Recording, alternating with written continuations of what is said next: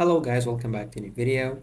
In today's video, I'm going to show you how to add action button on Facebook page. So please don't forget to like and subscribe before we begin, and let's dive in. So the first we need to go in the browser. I would go here with Google Chrome, and then we go to Google and search for Facebook, and open this website here, facebook.com, which is the official website of Facebook. And then once we're here, we're going to click on this button, and we're going to switch to our Facebook page in a few seconds, and then we need to open our page Facebook. So we're going to click here and click on this button. Now once we're here, we're going to click on these three dots and then choose add action button.